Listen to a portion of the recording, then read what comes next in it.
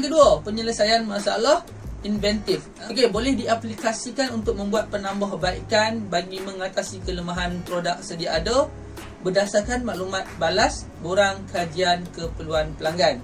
Lebih sistematik di mana masalah dan penyelesaiannya dikenal pasti terlebih dahulu. Okey, proses diulang beberapa kali untuk mendapatkan keputusan yang paling baik. Okey, ini penyelesaian masalah inventif. Okey, kalau tengok dalam buku teks panjang lebar, dia punya cerita dia punya penerangan tentang penyelesaian masalah inventif. Okey, apa yang kita nak buat? Kita nak menambah baik apa yang produk yang mungkin produk yang ada di pasaran sekarang ni tak dapat penuhi. Jadi kita ambil peluang untuk tambah baik berdasarkan maklumat yang kita dapat daripada borang kajian keperluan pelanggan. Okey, kita tengok proses penyelesaian masalah inventif ni. Mula kita kenal pasti masalah inventif, kemudian kita bina model fungsi dengan garis interaksi. Okey, tunjuk kedudukan punca masalah. Kita nak cari dulu apa punca masalah. Kalau punca masalah daripada produk, maka kita boleh buat penambahbaikan. Tapi kalau punca masalah daripada sikap, maka kita tak dapat nak tolong. Okey, jadi kita kena tengok dulu. Itu contoh. Kemudian buat analisis berantai punca kesan. Kenal pasti punca permasalahan. Okey, ini pun dalam bab 1 pun ada, dalam bab 2 pun ada. Buat analisis berantai punca kesan. Apa punca, apa kesan. Maka kita akan dapat banyak idea menyelesaikan masalah nanti. Okay. Kemudian tentukan jenis permasalahan fizikal.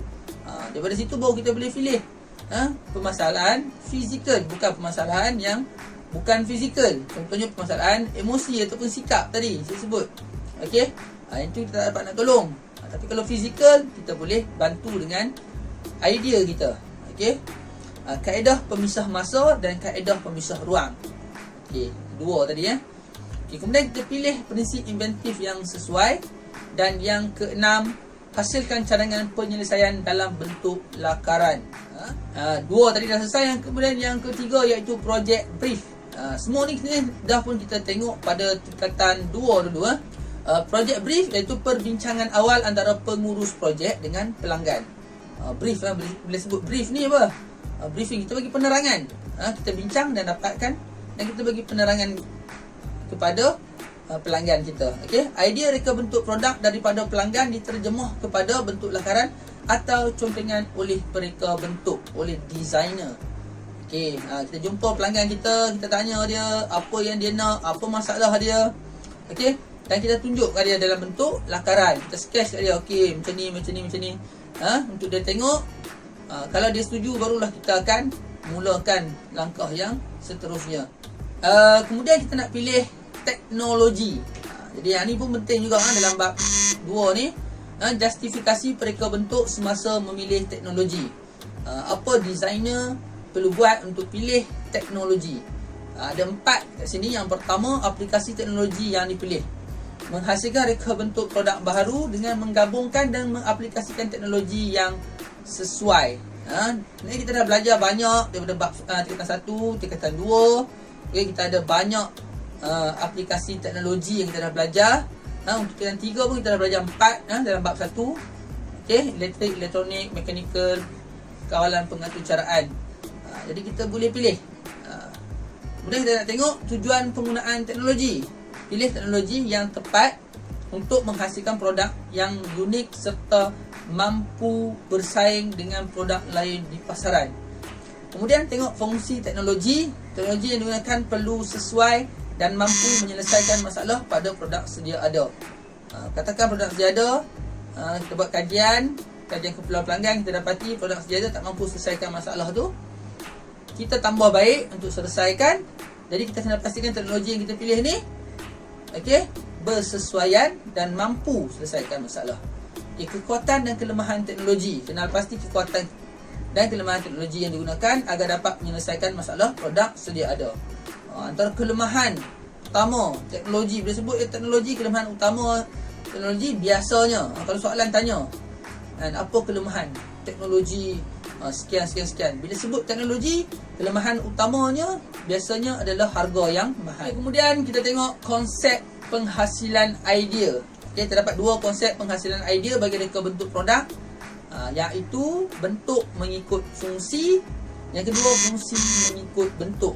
Contoh yang ada ni, bentuk ni mudah kata design lah. Kita gunakan reka bentuk mengikut fungsi. Fungsi kita jadikan kerusi, tapi kita buat bentuk buah. Sama kita tengok yang sebelah tu, fungsi mengikut bentuk. Apa fungsi dia? Fungsi dia tu untuk boleh tengok situ sebagai uncang teh. Cuma kita nak design supaya cantik lagi, kita buat dalam bentuk kapal selam. Jadi itu idea daripada fungsi. Asalnya fungsi, fungsi barulah ikut pada bentuk. Berfungsi sebagai uncang teh, kemudian kita design dalam bentuk kapal selam. Itu beza dia. Yang ni bab yang panjang lebar. Mungkin ambil masa kalau betul-betul kita ulas bab ni, dalam muka surat ni, iaitu elemen reka bentuk, makan berbulan-bulan pun belum tentu habis, sebab memang sangat detail, sangat panjang. Jadi ini pun kita dah belajar dalam tingkatan 1 lagi, iaitu elemen reka bentuk. Jadi ada berapa? Ada 8. Garisan, warna, bentuk, rupa, nilai, ruang, tekstur dan juga saiz. Jadi yang ni pun kita perlu tahu.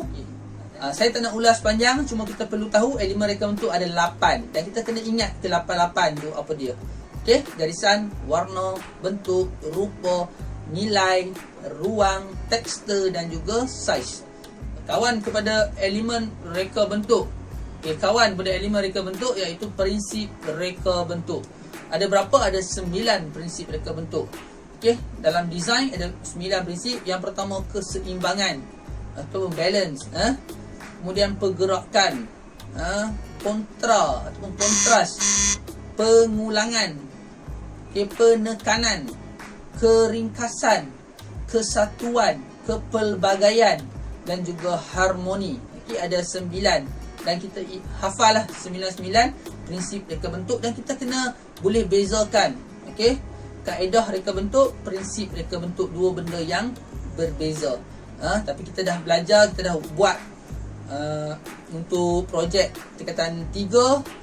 Setiap lakaran idea kita mesti letakkan elemen reka bentuk, prinsip reka bentuk. Jadi sepatutnya kita dah betul-betul mahir dalam elemen dan juga prinsip reka bentuk. Ini pun sama, panjang lebar kalau kita nak bincang tentang prinsip reka bentuk. Dah ada elemen, dah ada prinsip, apa kita nak buat? Lakaran. Ada 3 jenis lakaran yang kita kena buat, iaitu lakaran 3D bermaklumat. Bila sebut lakaran, kita kena faham beza lakaran dengan lukisan. Lakaran dalam bahasa Inggeris dia sketch. Lukisan dalam bahasa Inggeris dia draw. Dua benda yang berbeza. Sketch ni bahasa mudah dia tanpa pembaris. Freehand. Kita lakar. Jadi kita boleh buat lakaran. Apa yang perlu ada dalam lakaran 3D bermaklumat? Ada nama, saiz produk dan komponen, bahan yang digunakan pada produk, komponen atau bahagian-bahagian produk, prinsip reka bentuk yang digunakan, elemen reka bentuk yang digunakan. Jadi kita kena masukkan dalam kita punya dalam lakaran 3D bermaklumat. Kita tengok contoh. Ini contoh lakaran 3D bermaklumat untuk pengilap kasut magic. Kita nampak dia senaraikan, dia ada nama dia, ada nama bahan, ada prinsip, ada elemen, dan dia labelkan, dia buat dimensi. Dimensi tu apa? Yang ukuran tu. Kita tengok ada jarak 350 mm, 70 mm. Itu adalah pendimensian. Kemudian kita lakaran yang kedua, iaitu lakaran ceraian. Iaitu menunjukkan urutan pemasangan komponen, menggambarkan rupa sebenar produk, menunjukkan kedudukan komponen, menunjukkan hubungan antara komponen, menunjukkan urutan untuk mencantum reka bentuk produk, memudahkan proses pembuatan dan penyelenggaraan. Jadi produk ni bukan produk yang kecil-kecil saja. Semua produk yang besar-besar mesti ada lakaran ceraian, ataupun Kalau contoh kalau kita beli sesuatu barang, okey, ada manual pengguna. Pada manual tu, untuk barang-barang, biasanya barang-barang industri, dia mesti ada lakaran ceraian. Antara satu sebabnya tadi, memudahkan proses pembuatan dan penyelenggaraan. Untuk technician ataupun mekanik nak repair satu benda tu, okey, dia perlu rujuk balik lakaran ceraian. Okey, selepas dia buka, macam nak pasang semula. Jadi sangat penting lakaran ceraian. Jom kita tengok macam mana rupa.